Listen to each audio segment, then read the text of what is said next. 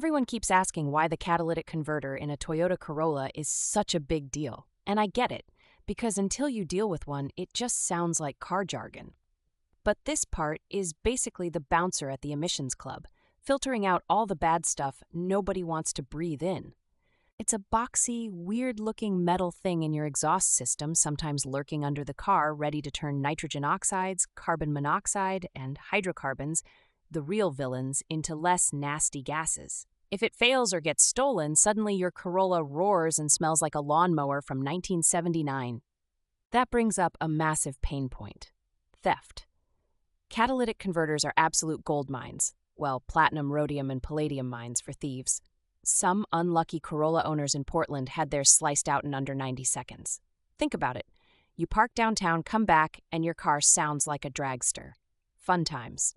A classic "is my catalytic converter dying" moment is when your check engine light flickers on, or you fail your DEQ emissions test and they hand you a repair bill that looks more like a mortgage payment. The symptoms can be vague: sluggish acceleration, rattling noises, or that telltale egg smell.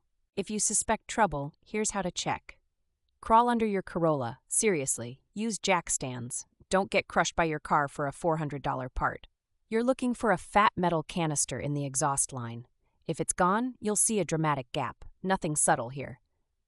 Let's go a step further. If the converter is there, grab a rubber mallet and tap it. Hear rattling? That's the precious metal honeycomb inside breaking up, and once that's happening, your emissions clean days are numbered. Pro tip: a $10 mallet and 5 minutes can reveal a $1,200 issue. A lot of folks want to know if you can just clean a catalytic converter. The answer, 99% of the time, no. Additives and fuel treatments rarely solve genuine blockages. Usually you're dealing with a part designed to last 10 years or 100,000 miles, but when it fails spectacularly. Replacement stings. OEM Toyota Corolla catalytic converters can cost over $1,000 for just the part. Aftermarket versions are often $200 to $400, but there's a legal trade-off there. In Oregon, they'll only pass emissions if they're certified for your vehicle, not just something random off eBay. Installing a new one isn't rocket science, but it's not exactly IKEA furniture either. You crawl under the car, unbolt the old converter, or what's left if it was stolen, bolt up the new one, and make sure all the sensors are reconnected. But rusted bolts or seized fittings can turn this into a 3-hour wrestling match with your car's underbelly. Security-wise, people are getting creative. There are catalytic converter shields you can bolt on, steel cables, or even custom-welded cages. It's like Home Alone under your Corolla, and for good reason. The average theft repair in Portland is $1,800 when you include labor and sensors mangled in the process.